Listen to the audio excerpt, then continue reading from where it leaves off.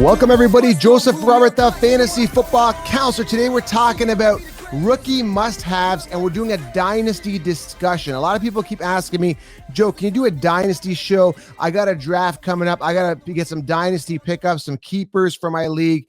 I'm running this league with my friends. What do we do? Now, listen, this is going to be focused on rookies. Next week, we might dive into other dynasty players like Shark and McLaurin, TJ Hawkinson. There's other players that I like for dynasty that you can also have for redraft leagues. But this week, we want to focus on rookie must-haves, guys that are in a position to get a ton of volume this year, maybe years down the road, and guys that could potentially just fizzle out that you don't want in dynasty. It could be a risk. So we're going to talk about Akers, AJ Dillon, Pittman, Claypool, Rieger, Jefferson, everybody. We're going to talk about it right here, right now on the show here. And I've been waiting on this intro because I had to introduce the show here at the Dynasty Talk.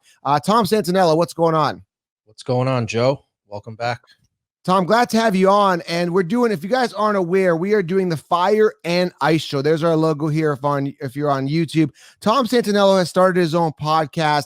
It was long overdue. The guy knows football really well, been around the game for a long time. So make sure you guys, there's a link here below to iTunes and YouTube. Check out Tom Santinello's podcast. You're going to get a lot of real insight, and not so much fantasy, but more of a real perspective on coaches, players, contracts, everything. Right, Tom? What else do you have for on that show? Right now, we've just been doing some bonus stuff, talking about football by myself, but I'm going to start having people on, media people in the industry, former players, stuff like that. Just and during the season, just weekly recaps of the games and previews of the games and even other stuff outside of football, but basically mostly football, NFL stuff. Nice. Yeah, the show's doing well. You just started like a month ago or so. So yeah. Yeah, I started on Apple. I just got some content up on Apple, and I got a couple things on YouTube. Just messing around on YouTube, but we're going to focus, start doing YouTube more. So check it out on both platforms. Yeah, guys, head on over there, support Tom Santinello podcast. All right, Tom, before you get into this, guys, head on over to get the 16-round draft solution, guys. And this is the first ever and only video training, guys. 16-round draft solution, thefantasyfootballcounselor.com. Rookies, breakouts, sleepers, everything you need to dominate your leagues. And also at thefantasyfootballcounselor.com, doing something called Fantasy Direct, where I would text you guys waiver wires, starts and sits for the week, optimal DFS players, everything you need for the year long, including DFS and spreads versus the pick. I'm doing 5 of my hot, locks of the week. Tom's going to help me out with that as well. And we're going to deliver it to you via text, Fantasy Direct at thefantasyfootballcounselor.com, and get 16 rounds. All right, Tom, so let's dive into this. Also, guys, smash thumbs up and leave your questions below. I'll get to as many people as possible. I'm beyond excited, Tom. We are so close. We're going to get to the latest news and notes at the end of the show, too. We're going to talk a little bit about Dak Prescott, the contract negotiations. The reason I want to leave news and notes at the end is because a lot of people will check this video, let's say late August, looking for dynasty rookie rankings, that type of thing. And then we're talking about news from mid-July. So we're going to leave that at the end, just highlighting some latest news and notes. I understand some fans in the stands. There's going to be some issue with some stadiums saying there's going to be no fans in the stands. We're just going to talk a little bit about that debate and what to expect here with the world situation. So let's talk about the dynasty rookies first. Let's dive in. And again, no particular order, kind of open discussion here. Which rookie, and this is kind of a general question here, Tom, or like a kind of a loaded question, but which rookie do you think is going to have the most impact across the board? Wide receiver, running back? Name a couple that you think right off the bat are going to be a major impact this year and maybe years down the road. I mean, that's a tough one because, like I say, with rookies, you never know. There's a lot of these guys, especially wide receivers and drafted in the first round, they're just going to be busts. It's like that every year. Rookies are very difficult. To go, if you're looking for a stud that's not a running back, like the guy, Joe Burrow has the potential, if he did what he did in college, to even do something like that in the pros. I don't want to say he's the next Patrick Mahomes, but he's the one that has the chance to be explosive and put up those 3-4 touchdown a week games, 40 touchdown season. He's a guy who is a high. I don't think that the risk is super high, but I think they have a young skill players in place. And I think a guy like that is worth a gamble somewhere along the line in the draft. Maybe not ahead of some of the running backs, but I think he has some of the higher reward in here for the quarterback position that we've seen in years coming out.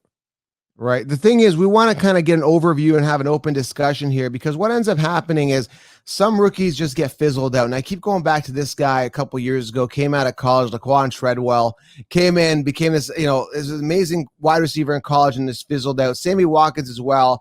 Imagine going, drafting Sammy Watkins years ago, thinking he's going to be this amazing dynasty player. He's just really done nothing throughout the years. So we want to try to talk and kind of project out what we think of some of these players and what we think. So let's talk about a couple. For example, I think Dobbins would be great a couple of years down the road. Not so much now with Ingram there. So, again, we're looking at this, right? You got to look at what's happening this year. And look at last year. I think, who was it? Lamar had 176 plus rushing attempts, believe it or not.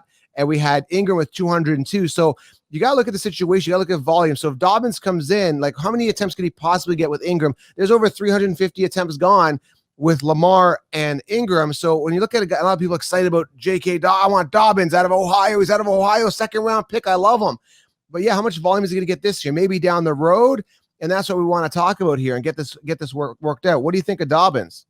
I like the kid. I think he takes over the job this year. Ingram's had health issues. It's hard, especially towards the end of the season. He doesn't make it through. He's not as strong. You saw it last year. The second part of that is Lamar Jackson's not going to keep getting that amount of carries, or he won't be healthy. And you just can't at the quarterback position, no matter who you are.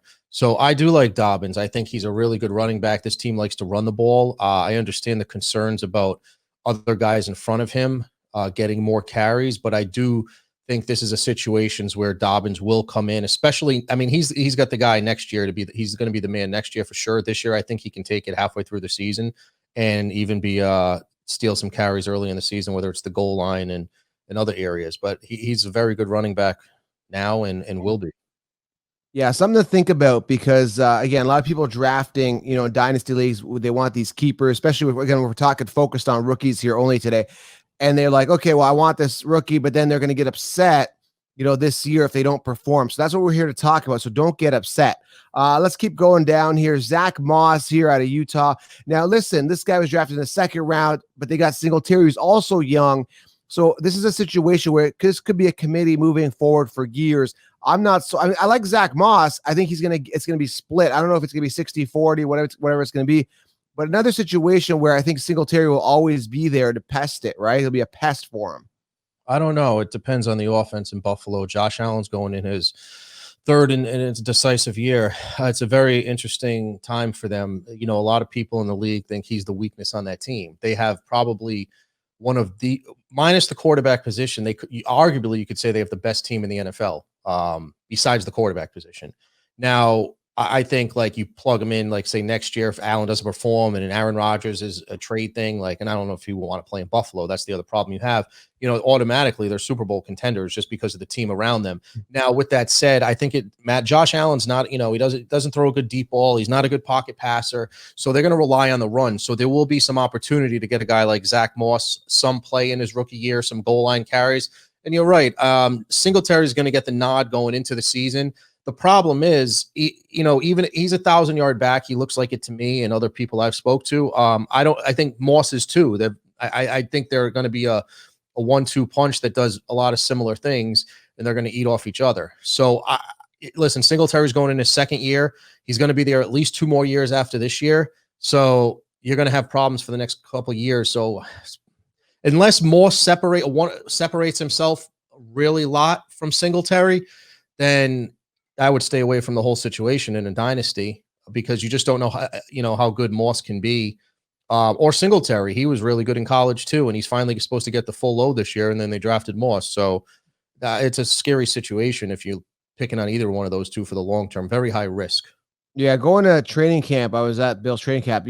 Singletary looks really small. He's just a small guy. I don't see him handling the workload fully. So yeah, man, this could be this could end up actually being a Montgomery Tariq Cohen situation. You never know. I think Singletary is way better than Cohen, and because I think Montgomery is going to be the full workhorse this year. They'll be using what do you call it, Tariq Cohen in the slot, that type of thing.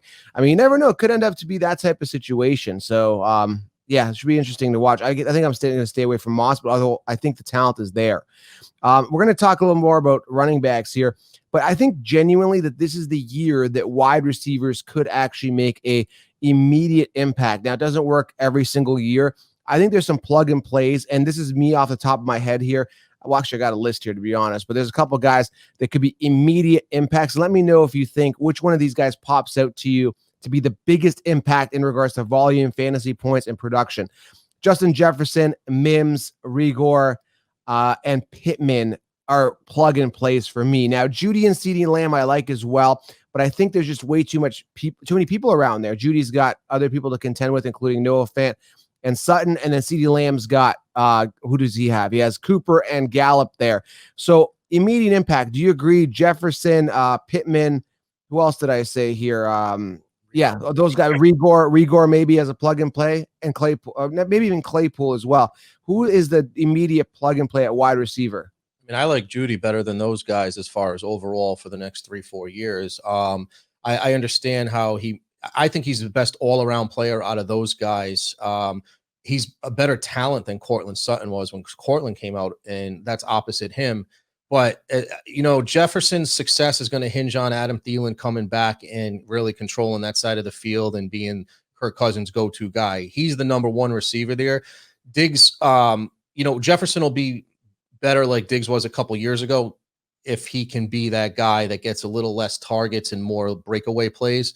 I don't know. I think they're going to focus on running the ball first in Minnesota. Well, I know they are. And then focus on, Thielen. They got two really good tight ends, the young Irv Smith and Kyle Rudolph, who Cousins likes to throw the ball to. And I think Jefferson will be a bigger play guy, but I wouldn't count on him. He's really good, but year one, I told you, wide receivers are tough. I like Judy a little bit better than him just because of his pure talent. And I think he's a better player. But he's more NFL ready, I would say Judy was. But it's so close, man. Michael Pittman on the other side. For a dynasty, Michael Pittman, I think, is going to end up being a great player and a great pick. I think he will be plug and play well. They don't have a lot of help there at wide receiver and skill weapons. T.Y. Hilton does get hurt sometimes. T.Y. Hilton, he's got probably a couple years left. The problem in Indianapolis, they are definitely going to run the ball a lot. Phillip Rivers is another problem. I mean, he was mediocre last year, made a lot of bad throws. Granted, it was bad offensive line he was playing with, and now he's one of the better ones. So, I mean, I don't know if Rivers, he put up 2,000-yard receivers last year on the outside, and even Austin Eckler was at 993 at the running back position. I don't think they're going to throw the ball as much as he did last year. I think they're going to run the ball a little more, and he's going to more manage the game and make the throws when he has to. So I think he'll produce, not on a wide receiver 1 or 2 level, but he will produce and plug and play. As for Jalen Rieger, I don't know, man. I stay away from Eagles. Just Alshon Jeffrey's coming back. He's a very good possession guy. He's not going to blow it up, but he makes those big catches inside the red zone, and he makes big catches. But he's getting older as well. He's injured a lot. I just don't like Philly's offense. They go 2 tight end sets more than anyone in the NFL. I think their tight ends are better than their receivers. That's where Wentz likes to throw the ball. That West Coast offense, they're going to spread it around. So I'd stay away from Rieger. Now you're talking reality. So I look at the whole situation with quarterbacks, and I look at production. I look at volume. And again, I'm looking at this. I see Pittman getting a lot of volume. He's got Rivers. Rivers got a chip on his shoulder this year. Everyone keeps talking bad about him. He had an off year last year. So I really like Pittman. And then Frank Reich saying, Colts head coach here saying, man, they think that they got the steal of the draft at wide receiver. They think Pittman is the best receiver there. He was their first pick. They drafted him ahead of Jonathan Taylor. So I mean, they obviously believe in Pittman, and they've got Rivers throwing the ball. I look at that situation. So I love him. That's a guy I'd be targeting if I'm a dynasty rookie. You need to rewind a second, Joe. Phillip Rivers might not have had an off year. He might have just lost it. He's played 15 years in the NFL. Yeah. He might be done. Like, it's not an off year in year 5 or 6. He hasn't won the division title since 2009 out there in, I call it San Diego, LA, the Chargers, whatever. Yeah. Listen, trophies don't lie. He's never won the big one. He's been to one AFC championship game, never been to a Super Bowl, obviously, because he didn't win that. Phillip Rivers, more people are saying, hey, you didn't have a bad year. You lost a step. There's a big difference. So the way the Colts are going to be successful is running the ball. They got the kid out of Wisconsin. They got Marlon Mack. They're going to run the ball, and then they're going to use Phillip Rivers to make the throws that he needs to make. They're not going to rely on Phillip Rivers to win the game. They have a great offensive line. They have a great defense. They're built to win now. Phillip Rivers is there on a 1-year, $25 million contract. And, he's probably going to be there just this year. This could be the end of it. I mean, they weren't going to give him more than 1 year. And if he doesn't have it anymore, they're going to go in a different direction next year. You are the reason Phillip Rivers is going to succeed. He's going to listen to this. He's going to listen to the critics. Maybe. I'll prove you wrong. I will prove you wrong. Listen, to me, if he succeeds, it's going to be taking a step back, throwing the ball, and statistic-wise. He's going to succeed off a team game and managing the game and making the key throws on third down. And they're not going to rely on his arm to sling it. He can't do it anymore. I know he's got a chip on his shoulder, but hey, you're right. He's under a lot of pressure because this could be it for him. But he does have a chip on his shoulder. I'm going to take, even if they win and they can win that division, they're not going to win with Phillip Rivers slinging the ball. It's not. And that's not the style they play anyway. Right. Well, I mean, we all have physical limitations, right, Tom? I do like Pittman on your note. I like the kid. He's going to be a Pro Bowl player in this league, and he's going to be a great player. So, and I understand your hype around Jeudy, like talent-wise. There's no denying it, route running. I think, but the thing is, I just don't see enough volume going around to him to make him really fantasy relevant this year. They got Hamler, which I'm not concerned about. They drafted him as well, I think, in the second round. But again, Sutton's there. Noah Fant is there. Melvin Gordon is there. I think there's way too much going around there. And then the suspect situation was Drew Lock. Is he the real deal? I believe in Lock, but again, he's got to get used to the offense. So there's so many question marks around this situation where I don't see the guaranteed volume with Jeudy. That's my concern. But down the road, this guy could be an absolute stud. Sutton could get shipped off. This guy becomes the one. Drew Lock becomes the next Pat Mahomes. It could be a dream situation. So if you're looking at Dynasty, Jeudy could be phenomenal maybe 1 or 2 years down the road. Could be exciting. Yeah, I'm just telling you, he's the most NFL-ready receiver in this draft. You got guys like Henry Ruggs. Henry Ruggs is going to have some big games, maybe not this year, but in the future. And Henry Ruggs is great, and he's going to put up touchdowns in that offense. Gruden's going to use him as a chess piece. He's going to use him. And you look at the guy Hamlin, what's it called? Hamlin.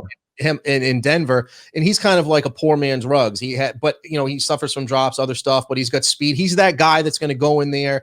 I don't want to say like a John Brown might be his ceiling or something like that, where he'll have a couple 1,000-yard years. He'll get those big plays and the speed. It's kind of to spread the field. Right. And you're right. Sutton is a great player. He's a good player. And I think right now he's the number one, but Jeudy steps in there right now as the number two. And automatically a number two starting wide receiver in the NFL, a team that's going to throw the ball. Melvin Gordon, he's a running back. So I wouldn't worry about him taking away. He's not that, he's not a Saquon Barkley, even a Le'Veon Bell or any of those kind of guys. He's a 1,000-yard guy. He's going to get like 4 yards a carry. He's going to get his carries, but they know they're going to throw the ball. So that's why I like Jeudy. I like him. I just think he's ready. We're going to get to running backs in a moment here a little bit more, but a couple other wide receivers I want to touch on here. We don't have to elaborate too much, but I see, again, I don't like the teams that they're on and the situations they're in, but Mims, we got Mims at the Jets, and we got T. Higgins with Clemson for the Bengals. Two other guys that could be, you got the wiry receiver with Higgins. He could be the guy for Burrow. I mean, AJ Green gets hurt. He could be the guy. We don't know.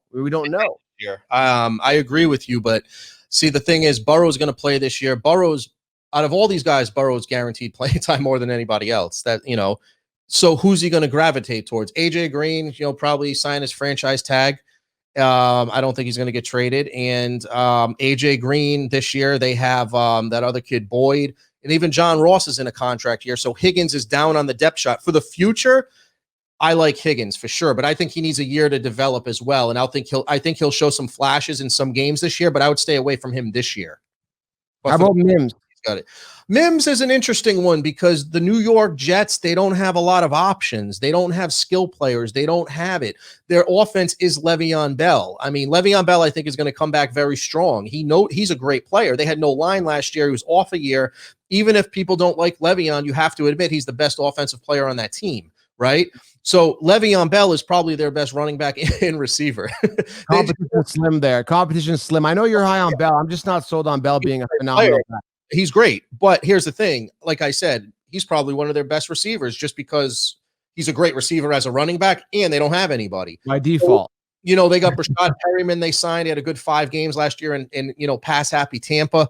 So Denzel Mims is going to get all the opportunities to be the man, and I think he will.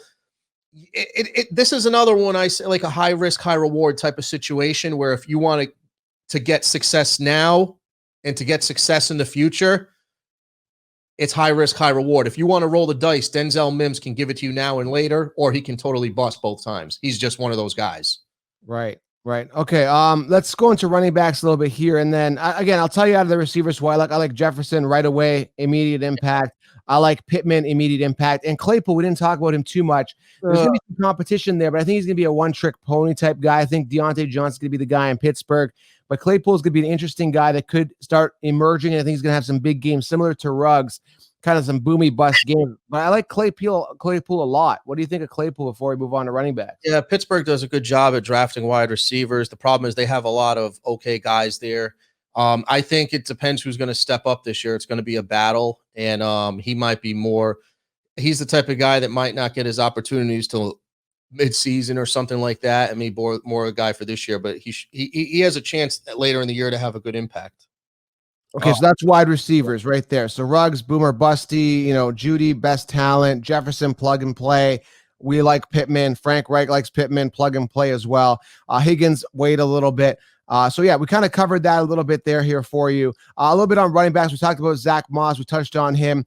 Who's the guy that's going to be immediate impact? To me, I think if he's given the opportunity, he was drafted out of Florida, who played behind a bad O-line, second round, 52nd overall, I believe was that. And it was the first pick for the Rams. Cam Akers could be an immediate impact, and he's coming off his average ADPs around the 4th round for fantasy drafts. What do you think of Akers? Plug and play right away, or is Henderson going to be a pest? He went to Florida State. They had a horrible team. Horrible coaching, horrible everything. And I don't want to say he disappointed there. He really didn't have the opportunities. And I think he's a great player.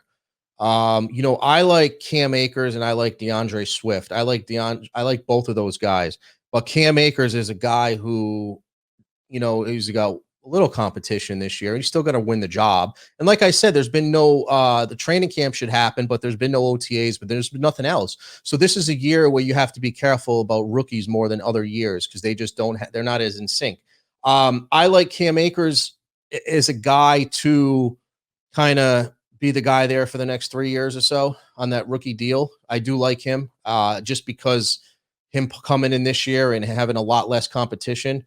So I like him. He's a good player, and he hasn't reached his peak yet or his potential. So out of the rookie running back, oh, by the way, Clyde Edwards-Helaire drafted at the end of the first round by the Chiefs. Another guy I want to talk about here. A lot of people high on Helaire, but again, Damian Williams will be a pest there. And I looked at the rushing attempts with McCoy and Williams. Williams only playing, I think, 11 games. They had only like 220 attempts combined. So my question is, break down the Chiefs offense. Should Helaire get enough volume to make him viable? I only see him getting 100, 150 carries max. I see him get involved in the passing game a little bit. But again, too many targets. You got Hardman, you got Watkins, you got Kelsey, you got Tyreek. What do you think here? Is Helaire going to be really a volume getter? I don't see it. I'm not excited about him. I think he's going to be good. Mahomes is that team, but I think they want to protect Mahomes too. I think Williams will be gone after this year unless he settles for like a minimum deal. But I believe this is his last year over there. So I think he's going to get the ball there. I think he's going to get the ball in passing situations.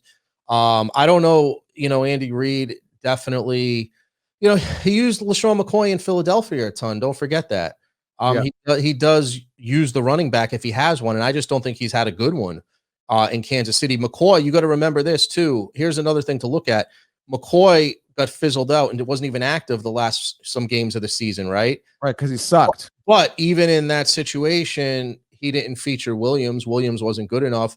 I think part of it's going to, more for next year for him. But I don't know. It's a tough situation because he spreads the ball around a lot and he throws first. But I think he's definitely going to get, maybe, I don't know if it's going to be, remember how Kareem Hunt did last year in Cleveland, a few games catching the ball. I think he'll be able to put up some numbers in that offense. And because he's the running back and could get 10 to 20 carries a game and get 5 receptions a game or something like that, or maybe, I think he'll have enough touches to make an impact this year. He's not going to be one of the top running backs every year, but I think he'll be a good impact player over there just because he gets touches. He's not just catching the ball or running the ball.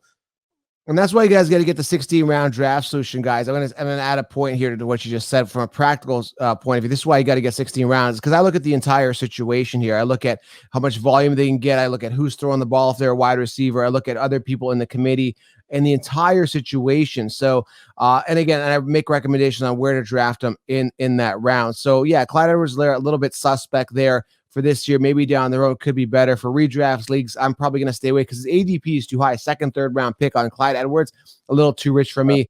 I love Jonathan Taylor out of all these guys based on talent. But again, Marlon Mack is there. That's another situation where in the second or third round, are you getting a Gurley? Well, I think he's been saying he's been training the hardest he's ever trained. I love Gurley this year, but that's besides the fact. So you get yourself a Gurley or a David Johnson, guys that are set, experienced in the NFL that are going to get that workload.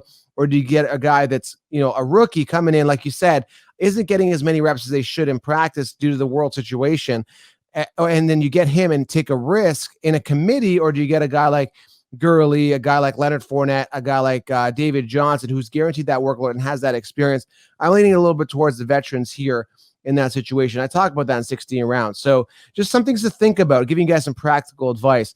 AJ Dillon here, again, another guy that I love based on talent. Watch the tape on him. The guy's a monster, just throwing people around. Another guy, I think they're going to phase out Aaron Jones unless they're planning on paying him, right? Like, what's going on with the Dillon Jones situation? Aaron Jones is a free agent after this year. He probably will be a free agent. I don't think listen, Matt LaFleur is running the ball. Last year, they were about middle of the pack in rushing attempts, I believe, and the year before that, they were dead last. I think it was rushing attempts. And Mike McCarthy, when he was there as the head coach, they wouldn't focus on the run at all. You'd run that West Coast offense, and Rodgers would sling it. So you look at the change he's made as a head coach. All of a sudden now, he's just in the middle of the pack, right, running the ball. So I think he wants to run the ball more. And he wants to have a more balanced offense than the Packers. You can look at the sample size of rushing attempts the last 10 years or whatever. Aaron Rodgers throws the ball a hell of a lot more than they run the ball. And, people say you would too. But, you got to be if you had him, So I think by default, they're going to go with this year is going to be strictly a 1-2 punch. Aaron Jones is going to start the season. Your guy, AJ Dillon, is going to get the goal line carries. He's going to spell Aaron Jones sometimes. Aaron Jones, he had 16 touchdowns last year, but he wasn't a great running back. He was good. He had 1,000 yards, 1,100 yards. He was good, but if he didn't have, so take away those touchdowns, take away half those touchdowns to AJ Dillon, because he's going to get a lot of the goal line work. Then all of a sudden re-rank him, cutting those touchdowns in half. And I think you're going to see the true Aaron Jones. Now, the problem on re-signing Aaron Jones is he's going to want at least $4 or $5 million a year, probably more. But I don't think the Packers will want to do that I think they'd like to bring him back and have that 1-2 punch for the few years down the line. But I don't think financially they're going to do it. It doesn't make sense, but they are also a team to re-sign a lot of their own players. That's what they're known to do. They don't make big free agent splashes. I don't think it's a good decision. A lot of teams don't like to spend on second contract running backs, but I think Aaron Jones isn't getting the money that he wants from them, and he's probably going to test the market. Yeah, I think, and in regards to fantasy, I just think that a lot of people drafting Aaron Jones second round are going to be disappointed. Dillon's going to be getting some work. So just to let you guys know that. He definitely knows.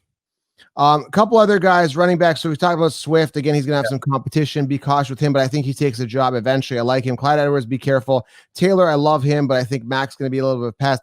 A couple other things I want to talk about. Quarterbacks, we talked about Burrow being impact, maybe two. You got to understand Swift. I just think he's going to be the man there. I think he's the best rookie running back in the draft. Wow. As far as now and in the future. I don't think they love Johnson. I think he's going to end up being more of a touches guy, and I think it's going to be Swift's job. And I just think Swift is really, really good. So I personally, that's my guy, fantasy wise, reality. I think Swift is really good. We haven't talked about this guy as well, Joshua Kelly. Knowing Eckler not being a workhorse guy, they drafted this guy in the 4th round. Not too excited when I watched tape on him, but tape doesn't have to say everything, right? But Joshua Kelly could get some work as well there with the Chargers. You never know. Yeah, it depends how he looks. I mean, listen, they might give Eckler the shot at being the workhorse, but I think he's going to be more of a, that Kamara type. But I don't know what they're going to do over there. It's a really messy situation. They have a really good defense, so I think they're going to go game by game, different game plans, and kind of piecemeal it together. They don't, they're not. I don't like the way the offense is over there at all. They have, Anthony Lynn's a good coach. They have a really, like I said, really good defense. They have a couple studs on defense. So they're going to try early on, go with Tyrod Taylor. They want to make the playoffs, right? Every team thinks they can make the playoffs early in the season, but there's a really good chance that their offense is really horrible. And when you're really horrible, you're, behind a lot, and you're not going to be running the ball a lot. You're going to be throwing the ball. Then Tyrod Taylor, then Herbert's going to get the job. And I don't think I think you're going to get Kelly I think he'll eventually get some carries and get an opportunity over there to see what he can do. Yeah, it'd be interesting. Yeah, I would stay away from that situation. It's a mess. I'll give you a deep sleeper at running back, and we'll just move on here. I want to talk about one tight end here that's caught my attention that could be a plug and play. But other than that, rookie tight ends I stay away from. But Eno Benjamin, 7th round pick, Arizona State for the Cardinals. I'm reaching here, and you say, oh, sometimes 7th round picks don't make the team. But he's out of Arizona. Could he be the next Phillip Lindsay? Because I'm not really sold on Drake. Eno Benjamin. Listen, there's guys we're not even talking about that are going to make the team, and then you're going to be picking them up on the waiver wire. Undrafted free agent. Yeah. There was another undrafted. I forgot his name off the top of my head. I mean, there's even a guy in Pittsburgh, Anthony McFarland, I believe his name, right. Maryland. I mean, if Connor gets hurt, this kid's a middle round pick, super high risk reward type player in the middle of the draft. If he gets the opportunity, he could rush for 1,300 yards this year if Connor gets hurt again. So there's so many guys, like undrafted guys, like even years back, Alfred Morris. There's guys that we're not even talking about. Eno Benjamin is a big name. That's why you're talking about him. Eno Benjamin has the same chance to get released as to make it. Kenyon Drake, listen, they throw the ball a shit ton over there. Yeah. I think Kyler Murray, if I'm not mistaken, Kyler Murray, hold on one second. Kyler Murray had a lot of attempts last year. League high, I think in 48, was it no, not a league high, but he had 48, he was sacked 48 times on 542 attempts. Now that's right up there in the, in the top 5 or 6 or 7 as far as pass attempts. And they're not a team that focuses on running the ball over there. Now, I know Kingsbury got better as the year went on, and he evolved his college offense to like fit the NFL scheme. I'm sorry, like to fit a good scheme for the NFL to go against opposing defenses. So I think he will run the ball a little bit more this year. But I just Eno Benjamin is a guy that you just have to watch. I mean, I think he's too high risk to just take. But you're right, deep sleep. He has the talent. He always had the talent. He just he slipped in the draft. Yeah, I mean, there's Darrington Evans as well with the Titans. I mean, if Henry goes down, he becomes viable, right? There's DJ Dallas, who was in the 4th round pick out of Miami for the Seahawks. So there's a ton of guys that were like, oh, my God, Keyshawn Vaughn for the Buccaneers can emerge even. Oh, he can. He's going to get the ball in the passing game this year. He's a guy who yeah. Yeah. Who was there? Was another guy, I don't remember who it was, an undrafted free agent. Running back, I forgot what his name was, but I think he was out of Notre Dame or something. Who I liked. What team? I don't remember it. I mean, I think it was New Orleans. Yeah, New Orleans. Oh, I don't remember. Yeah, but I mean, like that's what I'm saying. There's a ton of guys like I think Tony Jones, but like there's guys like that you have no idea that just might step up, and we can't talk about every option in that situation. There's even a guy like a tight end like Adam Troutman in New Orleans, who everybody loved coming out of Dayton. Right. And, a guy like that, if Cook's getting older, even if Cooks plays well, the guy comes in and shows flashes. There's Cole Kmet in Chicago. Jimmy Graham's nothing. Jimmy Graham was a horrible signing. Right. Jimmy Graham, I mean. What did they do? They're moving backwards. They're moving backwards. Cole Kmet's the best tight end in the draft. The Patriots have 2 tight ends they drafted. Asiasi, that's who I want to talk about. Devin Asiasi, 3rd round out of UCLA. What do you think of him, man? I mean, they know how to draft tight ends. This guy could be a sleeper. Yeah, I mean, it depends with their offense, who they're going to. I think they're going to spread the ball around. We don't even know who the starting quarterback is over there, even though Cam's talking like he's got the job.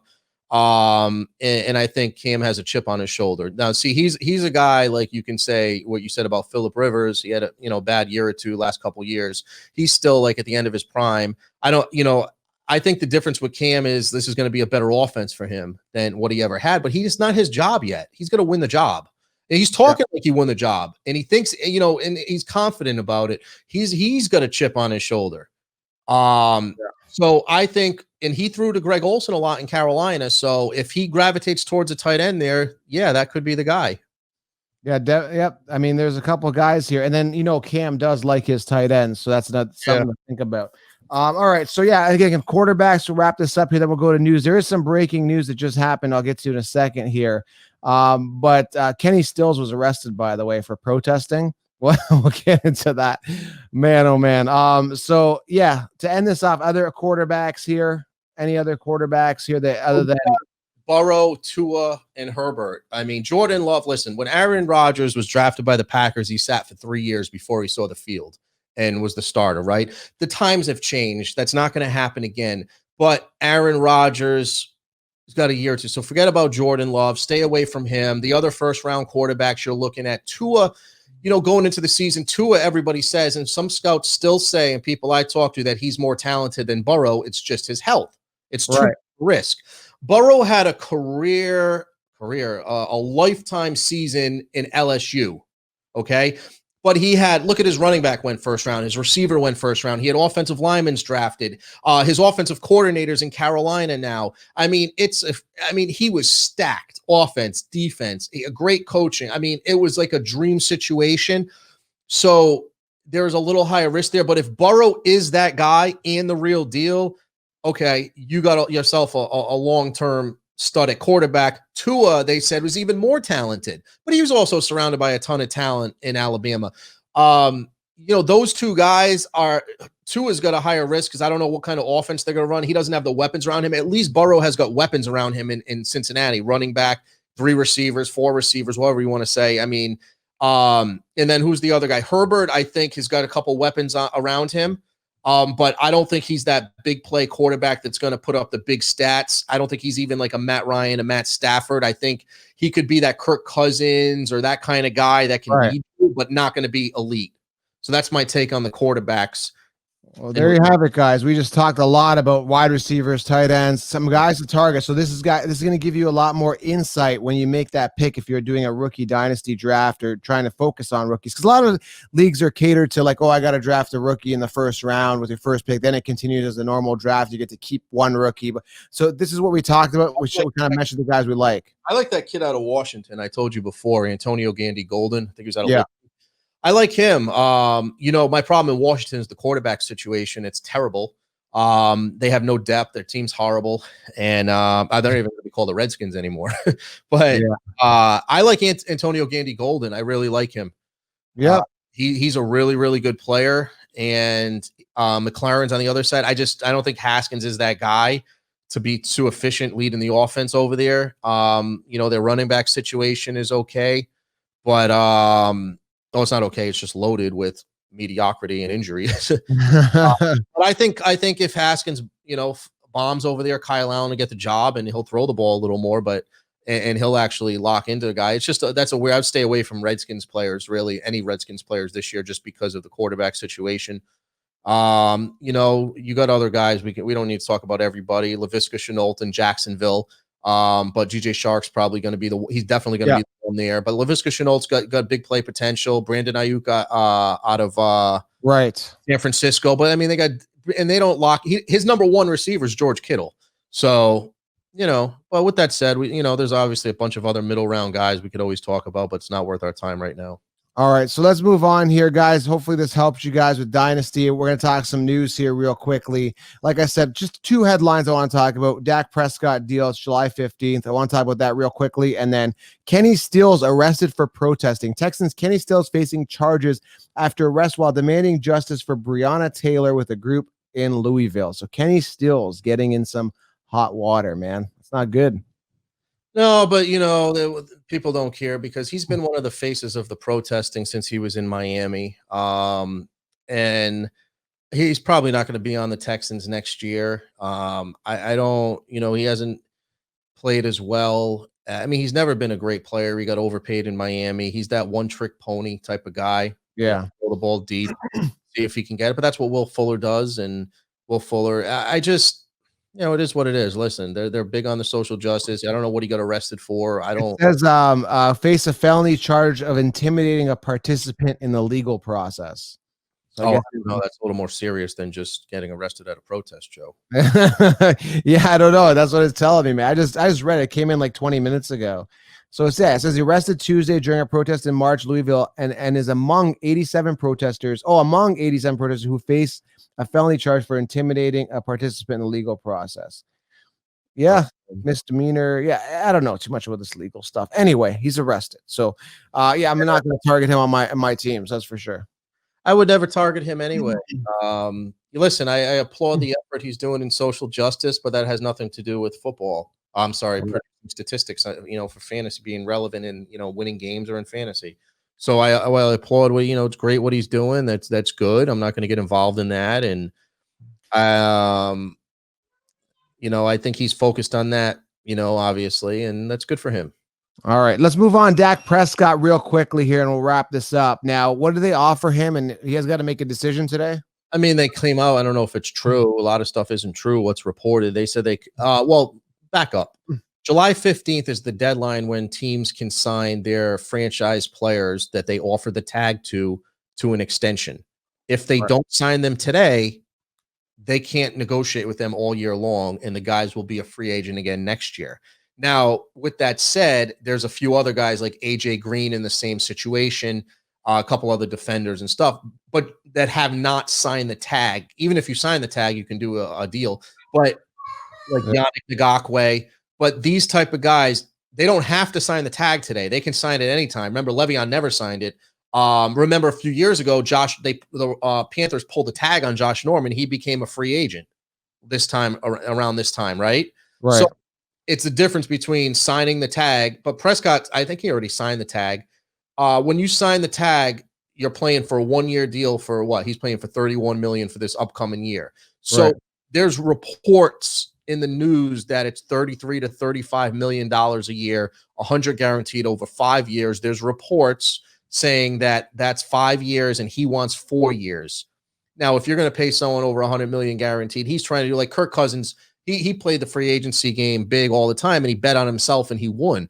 Problem is, when you bet on yourself, you better win. Like Kirk Cousins, the Redskins always needed a quarterback. So Dak Prescott may be trying to do that and leverage it. If he plays 1 year, $31 million, right? That's guaranteed. He's got the money. So the next year he's going to come. If they franchise him again, it's going to be, depending on what the quarterbacks make next year, or it's going to be at least a raise of like 20-25% off that. So then you're looking at, let's say he gets 35 next year. You're saying if they franchise him again, which they will. And if he signs it, that's 2 years, $65 million. But he's banking on, number one, him playing well this year. Number two, him playing well next year. Then all of a sudden, say he plays even 1 year under the tag and gets $31 million. He's going to be like, all right, I can get this same deal next year. So he just pocketed another $31 million and got another 5-year deal. But Dak Prescott went to the playoffs his first year, went to the playoffs his third year. In between, it was disappointment because, you start off high. Jason Garrick got fired. He's got one of the best running backs in the NFL, one of the best offensive lines in the NFL, a very good wide receiver core. He's got a decent defense. He's got a new coach who, West Coast offense, McCarthy. Remember I just said they don't run the ball a lot? Well, he's got Zeke, and I think from what I've heard, and I've been reading, I don't know this for a fact, I didn't talk to anybody, he said he was going to change his offensive scheme, his West Coast, to kind of fit the Cowboys. If you're coaching the Cowboys, you're not going to be dead last in rushing attempts. Am I right? Right. You got one of the top 2-3 running backs, if not the best pure running back in the NFL, in Ezekiel Elliott. Right. So you're not going to be there. So he's going to have to run the ball more, adjust his West Coast offense. Dak's going to spread the ball around. So there's no more excuses. Jason Garrett, he could have blamed it on, but Prescott, he flopped in a couple big games at the end of last season, the Patriots game, the Eagles game. I mean, he should have been in the playoffs. So I think in Dallas, they're not sold on him being Deshaun Watson. He's definitely not Mahomes, who just got 45 to 50 million a year. And that was a team-friendly deal because the first, I don't know if there's 60 million in the first 3 years and guarantees. I mean, they can get out of that deal. You know what I mean?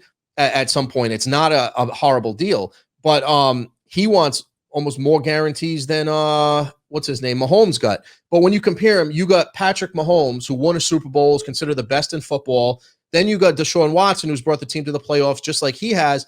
and they haven't done a deal, but he's expected to get about 40 in the 40s, right? Low 40s per contract. Dak Prescott, the problem is that he wants to be on that level, but he hasn't, and he's been to the playoffs.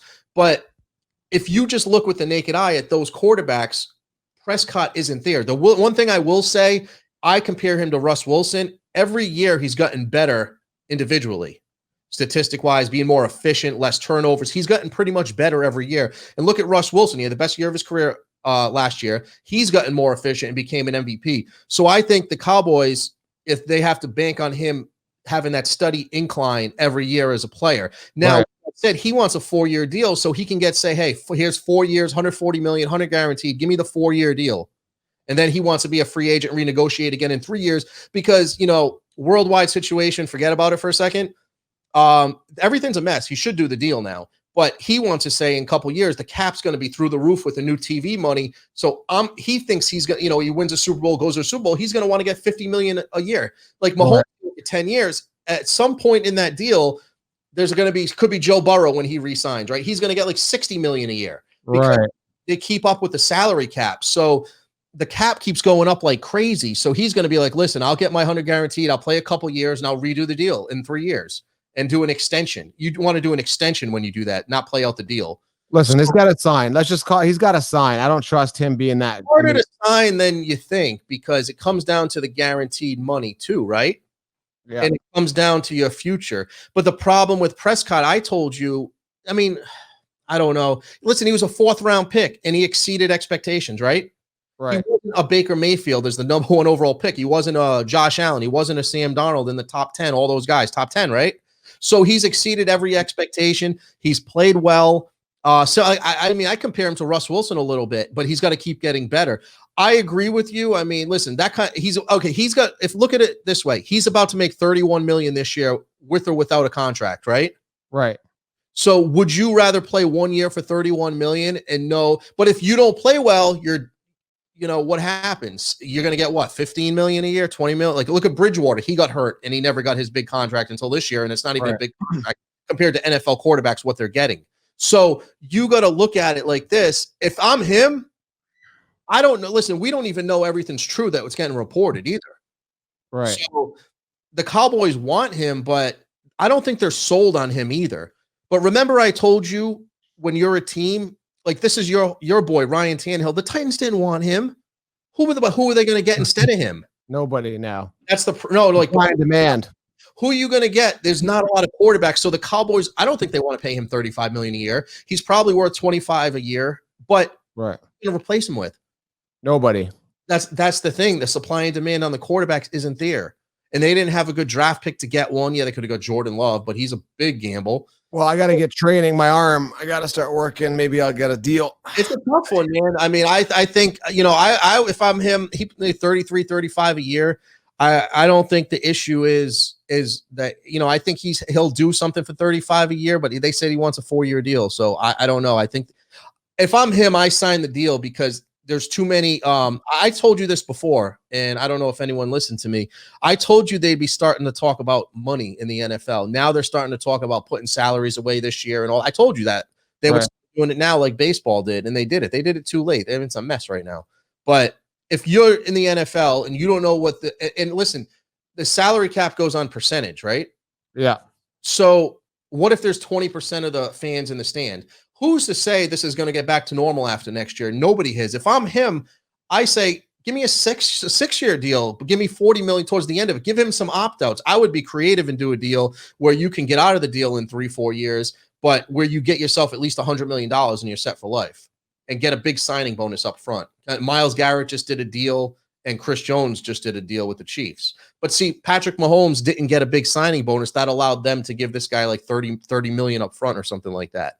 Right. So it matters on the cash flow, and they don't have cash flow right now, but it just matters on a lot of things. I mean, Prescott's been getting better, though. I think he's going to have a good year. Yeah. Well, I don't know. We'll see how it plays out. Interested to see how this contract plays out. But yeah, man, thanks for the feedback on that. So there you have it, guys. Dynasty rankings here. Man, I'm beyond excited about the season and dynasty discussion, I should say, on rookies.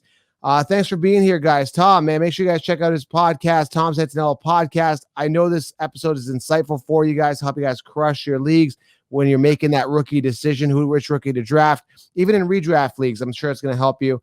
Thanks, Tom, for being here, man. I appreciate it. Not a problem. Enjoyed it. See you next week. Thanks, guys. Shoot him a follow, smash a thumbs up, and get 16 rounds, guys. We are out.